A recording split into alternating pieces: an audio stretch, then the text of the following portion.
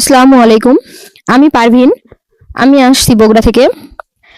আমি আসছি আপনাদের আমার জীবনে কিছু গল্প বলার জন্য। তো গল্পটা এরকমই যে আপনারা কখনো ভাবতেও পারবেন না যে আসলে আমার জীবনে কি ঘটে গেছে। তো দেখেন, আমার জীবনে এমন একটা গল্প ঘটে গেছে যেটা আপনাদের না বললেই নয়। আমি এমন একটা ফ্যামিলি নিয়ে, যে ফ্যামিলিতে বড় হয়েছি। আমার বাবা মা সবাই হাজি, হাত মোজা পা মোজা, শরীরে বোরকা ছাড়া কখনো বাইরে আসি নাই। তো সেই ক্ষেত্রে আপনার কারণটা কি জানেন? আমি আমার চাচাতো বোন ভাই যাদের সাথে চলাফেরা করেছি বড় হয়েছি, তো সেই ক্ষেত্রে কেউ কিন্তু আমাকে দেখে নাই। কারণ আমি আমার চাচাদের সামনেও গেলে শরীরে মুখ ঢাকা থাকতো, হাত পায়ে মোজা থাকতো, এবং চাচাতো ভাইয়ের সামনে আসলেও মুখ বাঁধা থাকতো। তো কেউ আমাকে দেখে নাই। তো হঠাৎ করে একদিন ফেসবুকে, মানে আমি ফেসবুক চালাই কিন্তু আমি ছবি কখনো পোস্ট করি নাই। তো ফেসবুকে একজনের সাথে আমার খুব ভালো একটা পরিচয় হয়। এসএমএস করে সুন্দর সুন্দর, আমিও এসএমএস করি, কথা বলি দুজনেই। তো একদিন ওনার সাথে আমার কন্ট্যাক্ট নাম্বার দেওয়া হয়েছে। ও মানে কন্ট্যাক্ট নাম্বার দিল, দেওয়ার পরে দেখি আমার কন্ট্যাক্ট নাম্বার লওয়ার পরে তোমার অনলাইন থেকে অনেক কিছু জিনিস অর্ডার পাঠাইলো। তো বললাম যে আসলে তুমি আমাকে অনেক ভালোবাসো তাই না? বলে হ্যাঁ, আমি তোমাকে খুব ভালোবাসি। তে কই তুমি আমাকে ভালোবাসো? পরে আমি বললাম হ্যাঁ বাসি। তো তখন এইভাবে একদিন করতে করতে 3 মাস কেটে গেল। 3 মাস কেটে যাওয়ার পরে ও বলতেছে তুমি আমার সাথে দেখা করো। আমি বলতেছি কোথায় দেখা করবো? কই অমুক জায়গায় আসো। ঠিক আছে চলো। তো আমি বলছি ঠিক আছে, আমার বাইরে দেখা করা আমার আসলে ভালো লাগে না। ঠিক আছে তুমি আমাকে ফোনে বলো। বলতেছে যে না, তুমি আমার সাথে দেখা করো। তো এরকম করে ওর সাথে আমি দেখা করতে গেলাম। একটা পার্কের মধ্যে দেখা করতে গেছি দুজনে।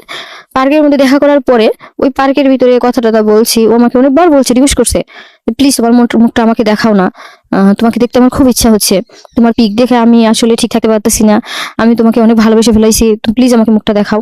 তখন আমি বলছি দেখো এখানে পার্ক রয়েছে, আর তুমি তো জানো আমি বাহিরে মুখ খুলবো না, তো আমি পারবো না। এরকম করে অনেক সময় কথা টথা বইলে ওর কাছ থেকে সময় কাটিয়ে চলে আসছি। আসার পরে আবার ফেসবুকে কথা টথা বলতেছি, আমাকে এটা ওটা পাঠাচ্ছে, রাজনীতি দিচ্ছে, ভালো একটা সম্পর্ক হয়ে গেছে আমাদের মধ্যে। তারপর হঠাৎ করে একদিন বলতেছে মোবাইলে ফোন দিয়ে যে দেখো তুমি তো পার্কে গেলে আমার সাথে কথা বলতে সমস্যা হচ্ছে, তোমার ফ্যামিলি থেকে দেখলে বা কেউ দেখলে প্রবলেম হবে, বা তুমি মুখ খুললে সমস্যা হবে, তাহলে চলো আমার বন্ধুদের বাসায় যাই, তাহলে আর কোনো সমস্যা হবে না। তা আমি বলছি কেন? কয় না এমনি তোমাকে আমি 2 চোখ ভরে দেখবো তাই। ঠিক আছে। পরে আমি না না করেছি, তারপরও যখন এত রিকোয়েস্ট করতেছে তারপরে এই জন্য গেছি। যাওয়ার পরে আমার বন্ধুর ওখানে গেছি, যে দেখি বন্ধুর বাড়িতে কেউ নাই। আমি বললাম কি ব্যাপার, তোমার এই বন্ধু বাড়িতে কেউ থাকে না? বলতেছে যে না, আমার বন্ধুর এখানে কেউ থাকে না, আসলে ও বেচালা থাকে, তো ফ্যামিলি বাসার মধ্যে সবাই চাকরি করে। আমি বললাম ও আচ্ছা। তখন বলতেছে কয় এখন বরকা পড়ে আছো কেন, এখন মুখটা খুলো। তো ওই সময়টা আমি মুখটা খুলছি, খোলার পরে ও আমার শরীর মানে আতস্ক ভাবে একটা, মানে আকর্ষণীয় ভাবে একটা টাচ করতেছে। তখন আমার মনের মধ্যে কেমন জানি একটা লাগছে, যে অস্থির হয়ে গেলাম আমি তখন। একটা যে প্রথম কখনো কোনো ছেলের মানে স্পর্শ পাই নাই, তো ওই সময়টা আমার খুব নিজেকে এক লাগতেছে। তখন দেখি ও বরকা খুলতেছে, হাত মোজা খুলতেছে, শরীর থেকে আস্তে আস্তে আমার শরীরের পুরো কাপড়ও খুলে ফেলাইছে। খুইলা ও আমার শরীরে টাচ করে আমার সাথে সর্বোচ্চ সবকিছু ইয়া করলো, মেলামেশা করলো। তখন আমি দেখলাম যে ও আমার সবকিছু শেষ করে দিছে। তখন বললাম যে তুমি এটা কি করলে? বলছে দেখো আমার, তোমাকে দেখে আমি থাকতে পারি নাই, আমার খুব মনের মধ্যে একটা আকাঙ্ক্ষা হয়ে গেছে, আর তোমার তো ভালো লাগছে, তুমিও তো আমার তখন তো কিছু বলো নাই, কিন্তু এখন বলতিছো। আমি বলছি দেখো, তোমার আগেই আমি বলছি যে যদি তোমার আমাকে ভালো লাগে আমার গার্জেনের সাথে কথা বলে আমাদের বিয়ের কথা বলো। বলছে সমস্যা নাই, যে আমরা এখন বিয়ের প্রস্তাব নিতেই পারি, আমি আমার ফ্যামিলির সাথে কথা বলে আমি তোমাকে বিয়ে করতেই পারি। তখন ওর ব্যাপারিতে গেছে, যে আর ফ্যামিলির সাথে কথা বলছে বলে আমার বাড়িতে পাঠিয়েছে। তো এই সম্পর্কে হিসাবে আমাদের বিয়ের কথাটা তো সব ঠিক ফাইনাল হয়ে গেছে। কিন্তু এখানে একটা কথা আছে কি জানেন? বিয়ের কথা ফাইনাল হয়েছে ঠিকই, আমি যে ওর সাথে সময় কাটে আসছি সেটাও ঠিক আছে, ওকে ভালোবাসি তাও ঠিক আছে, ও ভালোবাসে এটাও ঠিক আছে। আদৌ কি আমাদের বিয়ে হবে কিনা এটা কিন্তু এখনো গ্যারান্টি হয় নাই। কারণ আমি যে ওর সাথে সময় কাটাইছি, রাত কাটাইছি, ও তো মনটাও চেঞ্জ করে হারাইতে পারে, যে না এই মেয়েটা বিয়ের আগে আমার সাথে এভাবে রাত কাটাইছে, সময় কাটাইলো, দিন কাটাইলো, ঘন্টা কাটাইছে, এই মেয়েকে আমি বিয়ে করবো না। এমনও তো হতে পারে। তাই আপনাদের কাছে আমি বলতেছি, যে কোনো মেয়ের ক্ষেত্রে এটা বলি, আপনারা পর্দাশীল হন বা পর্দাশীল ছাড়া হন, বিয়ের আগে কখনো নিজের সম্মান ইজ্জত কোনো ছেলের কাছে দিবেন না।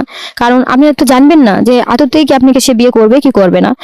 যাই করবেন সবকিছু বিয়ের পরে করবেন, তাতে যদি আপনার সম্পর্ক ভালোবাসা টিকে থাকে থাকবে, যদি না থাকে তাহলে না থাকবে। কিন্তু বিয়ের আগে এরকম কাজ করবেন না। বিয়ের আগে এরকম কাজ করলে আমার মতো ভাবতেও হবে যে আদতে সে আমাকে এখনো বিয়ে করবে কি করবে না। আদতে কিন্তু এটা আমি জানি না যে সে আমাকে বিয়ে করবে কি করবে না, কারণ তার মনটা তো চেঞ্জও হয়ে যেতে পারে। কারণ সে আমার কাছ থেকে যেটা পাওয়ার দরকার সে পেয়ে গেছে।